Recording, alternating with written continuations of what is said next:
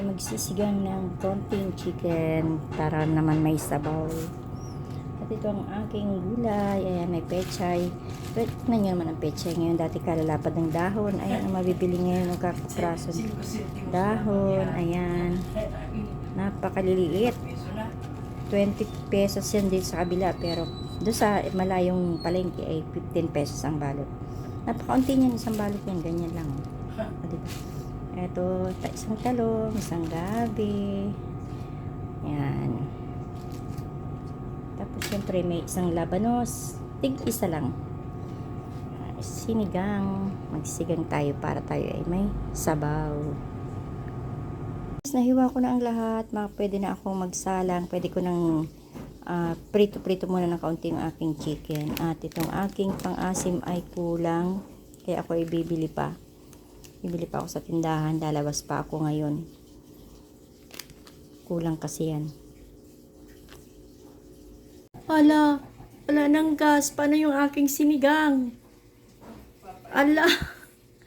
Wala nang gas. Ayan, namatay na ang ating kalan. Paano na ang ating ulam? Nako. 3 months na to eh.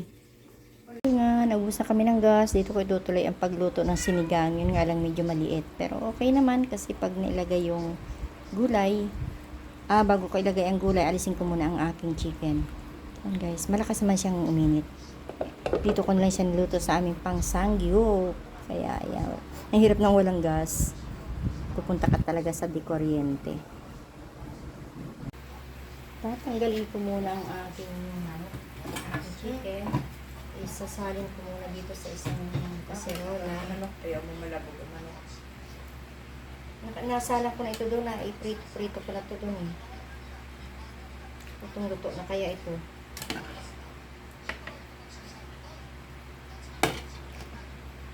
Hindi pwedeng pagsabay-sabayin kasi maliit ang ating kaserola. Maliit ang ating lutuan. Ayan.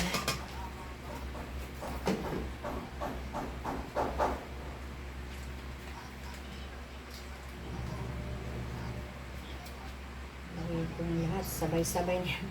Pati yung pechay, isasabay ko na rin kasi matigas yung pechay. Bakit ganun?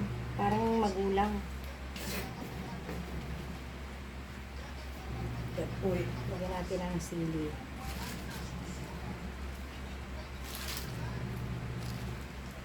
Wow. Paano na ang buhay? Ano naman yan? Liliit naman yan. Kaya hugasan ko maigi ang lahat. Ito na muna kayo itakip ko ito malaki. Ito naman na para maluluto yan na yan. Ay nakakaawa naman. Papaw-apaw.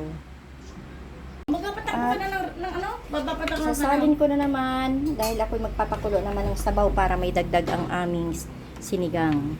Magpapatakbo ka na ng bike mo. Pakatanggal nga, ha? Ayun din mo. Papatanggal na? Alin? Si Memeng? Ay, yan ang kanyang ano. ng mais-is. Sabi. Gusto ko sana pumunta pakinig. Kaso mo, tanghali na. May meeting pala. Ba't di natin nalaman? Sinabi nga anong oras na. Ako, paano ba yan? Lapit-lapit mo yung ano. Paano yung ano sinatak mo. Sa damang ang isip mo. Wala pa nga yun eh. 1.6. 1.6 ka. Nadagdag, di ba Marisa, kaya naging ano, dinagdagan ng 1,000 nung ni ano, di ba? Oo. At di 1.6 lang talaga naka-record yun, di ba Marisa, ganun? Ulis na.